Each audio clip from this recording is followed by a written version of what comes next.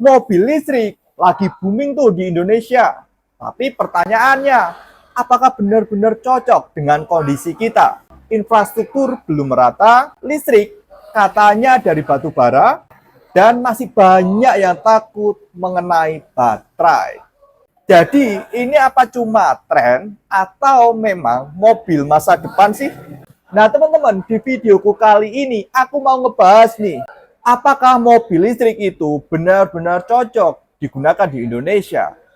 Tapi sebelum kita lanjut, pastikan teman-teman mendukung channel kita biar channel ini bisa semakin berkembang.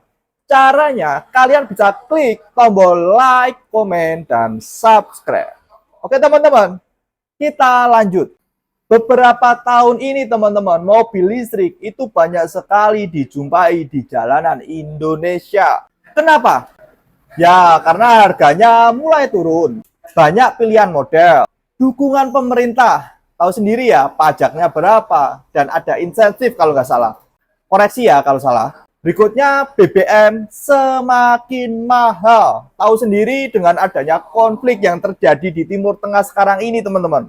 Yang mana dampaknya membuat BBM itu harganya semakin tinggi. Secara tren global, teman-teman, penjualan mobil listrik memang mengalami kenaikan yang signifikan. Kondisi di Indonesia. Sekarang, teman-teman, kita mau lihat nih, realita di Indonesia. Kelebihan, jarak harian masyarakat di Indonesia itu tergolong pendek. Cocok untuk penggunaan dalam kota, banyak rumah yang sudah memiliki akses listrik. Kekurangannya, charging station itu nggak merata seperti itu. Masih sulit dijumpai di luar kota-kota besar.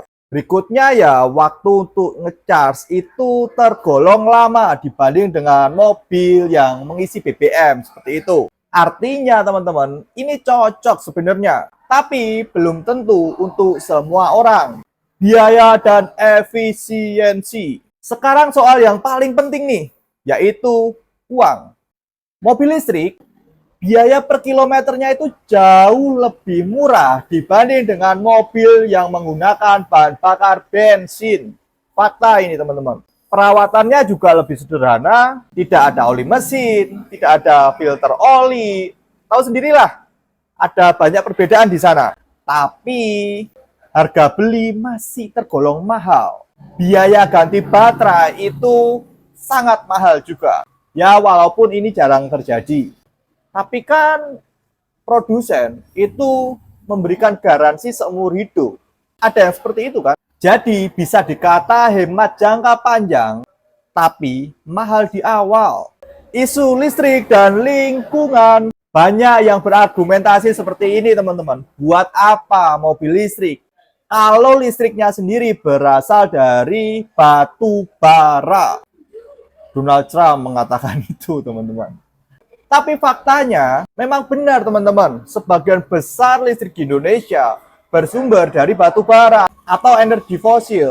Tapi tetap lebih efisien dibanding dengan mobil yang menggunakan bensin. Emisi terpusat di pembangkitnya, bukan di jalanan. Dibandingkan ya, kalau bensin, emisinya itu berpusat di pengeboran minyak bumi dan pengolahannya berikutnya di jalanan. Dan tahu nggak teman-teman, ke depan energi terbarukan pasti akan segera muncul. Dan itu terus bertambah. Masalah nyata pengguna. Sekarang teman-teman, kita mau ngebahas nih, realita yang sering terjadi pada pengguna. Saat ngecas mobil listrik itu antrinya bukan main. Betul kan?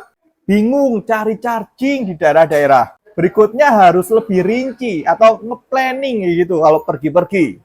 Ya kalau enggak bawa power bank mungkin ya. Tapi di sisi lain nih, dipakai di perkotaan itu sangat-sangat worth it teman-teman. Keren soalnya. Nggak perlu ke SPBU, lebih senyap dan halus. Kemudian teknologi di mobil itu kan lebih keren dibanding mobil bensin. Jadi pertanyaannya balik lagi, cocok atau enggak sih? Gimana teman-teman? Jawaban jujurnya tergantung sama kalian. Cocok kalau tinggal di kota besar, punya akses charging di rumah sendiri, dipakai harian, mungkin ke kantor, mungkin juga nge-mall seperti itu. atau yang lainnya. Bisa dikata kurang cocok nih kalau sering perjalanan jauh, tinggal di daerah minim charging, tidak mau ribet tentang planning. Ya, harus dicatat ini teman-teman. Jadi kesimpulannya nih ya, mobil listrik di Indonesia itu bukan nggak cocok, tapi belum sepenuhnya siap untuk semua orang. Kalau digunakan di kondisi yang tepat, justru teman-teman, ini sangat-sangat menguntungkan. Biaya per kilometer aja sangat-sangat murah dibanding dengan mobil konvensional bensin. Menurut kalian teman-teman, mobil listrik di Indonesia itu solusi atau hanya sekedar tren? Gimana teman-teman?